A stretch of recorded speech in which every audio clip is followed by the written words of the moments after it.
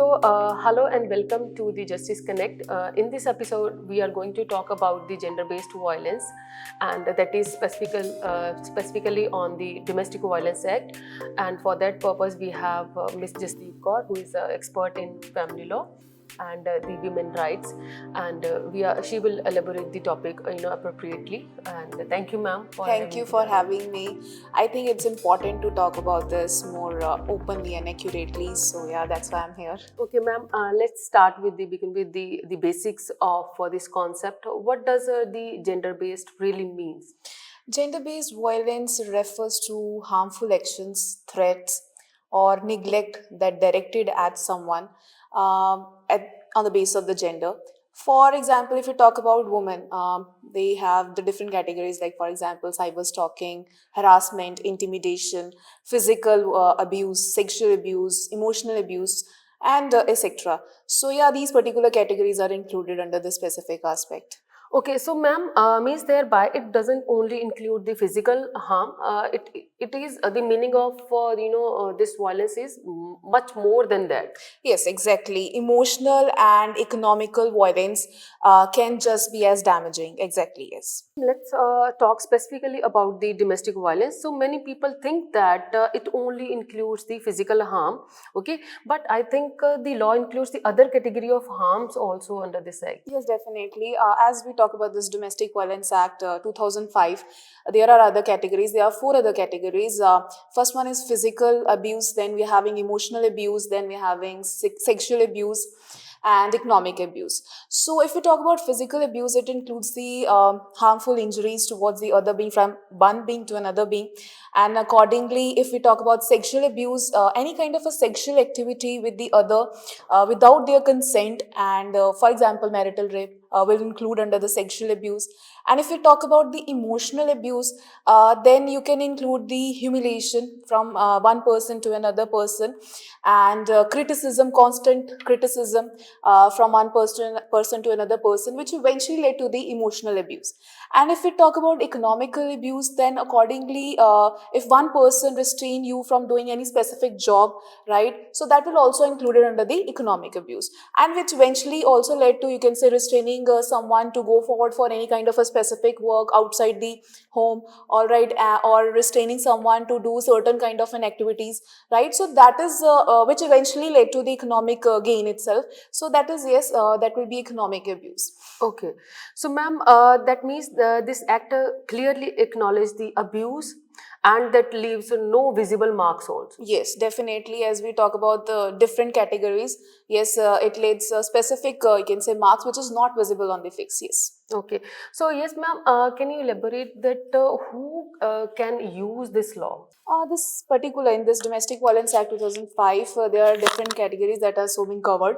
For example, wives, live-in partners, right? Then any woman live in any kind of a shared household, right? Or domestic relationship, widows, sisters, all those categories will going to be included. The key idea behind it that they will not going to cover the specific home setting, but which is already within a marriage, but they are covering the other categories as well. Like, for example, live-in partners, right? Girlfriends in, I can say, in a cohabiting relationship. So all those categories will also going to be included. Okay. So, ma'am, under this act, this is made for the protection of the women only. Okay. So, what kind of protections are given under the Domestic Violence Act? See, you can go forward for the different kind of orders. If they look after the authorities, look after the case, then they, if they want that certain kind of an order should be passed, then accordingly they can pass the protection order, custody orders they are having, then compensation order we are having, any kind of monetary relief for the time being is to be there. Then accordingly they have to pass those particular orders. So these kind of orders can pass, and protection will be granted. Yes. So, as ma'am, you have told us about the relief which is given under this act. That means it emphasizes more on the relief than the punishments. See, it's a civil law, so obviously they are providing certain kind of an orders. But if they are not following, against whom the orders has been so passed, if they are not following, then accordingly they will have to suffer from the criminal liabilities as well. There are criminal penalties, so accordingly that will be applicable. Okay. So, ma'am, to initiate the process, okay, so who helps women to navigate the process regarding the domestic So, violence? if we talk about this Domestic Violence Act itself, they are having this protection officer. Other than that, we are having one-stop, you can say, helper who can go forward for a different kind or provide some certain kind of help to the woman. Or we are having the helpline number 181, where we can get the assistance, right? So, if we talk about the protection officers, they can go forward for the submission of the application, submit the report regarding the same, and go forward for, you can say, provide the monetary aspects, monetary aid for the time being if they need certain kind of monetary aid or any kind of a medical assistance is needed. So everything will be provided both by those particular protection officers, or other one stop assistance will be also be provided. So, ma'am, the next question is regarding that.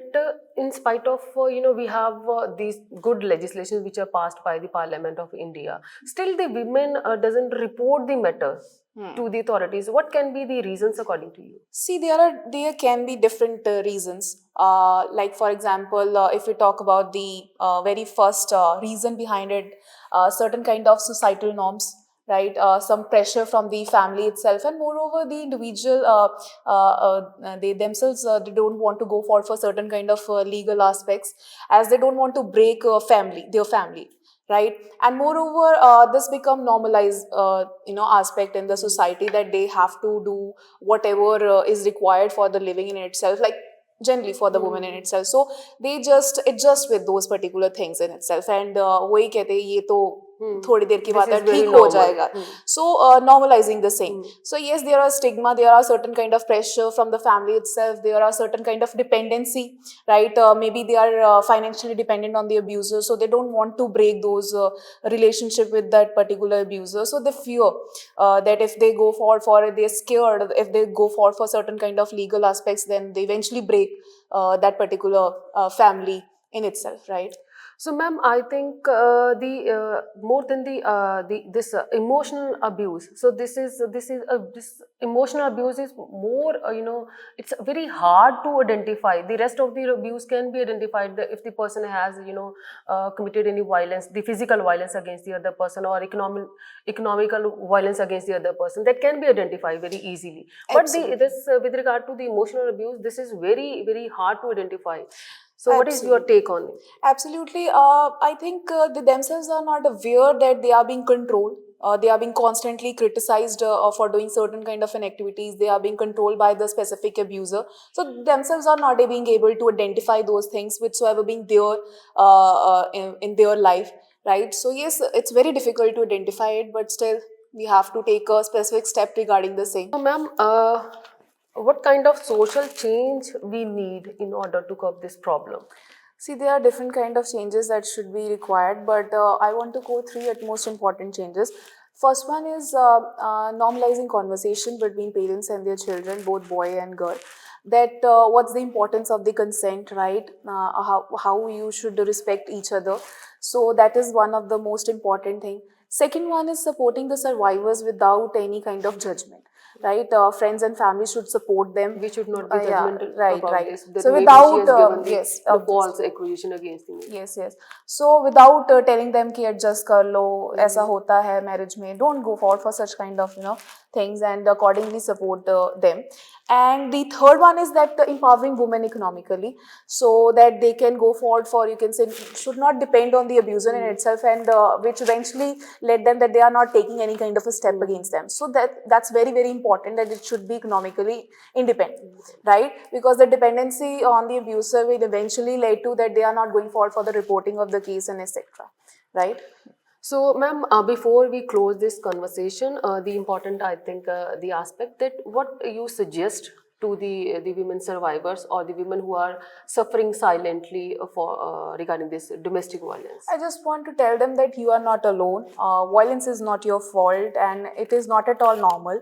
There is help is available, and the law is there designed to protect them, and accordingly they have the back of the legal system in itself. So yes, going forward for a certain kind of legal aspect doesn't make them rebellious, but it's the courage to put forward their whatever being is whatever they are suffering from, right? So that is very important to put forward. Okay, thank you so much, Miss Jasdeep. So it was a really wonderful conversation with you, and thank you for being here. And I think one message I want to give to the audience, that I think after this podcast and such kind of wherever you feel or wherever you see any kind of physical abuse or domestic violence against the women, you seen any women who is suffering from this kind of violence, you please you can also help them out. I think you know all the remedies which are available for the women. So thank you so much, ma'am. Thank you for having me. Thank you so much. Thank you.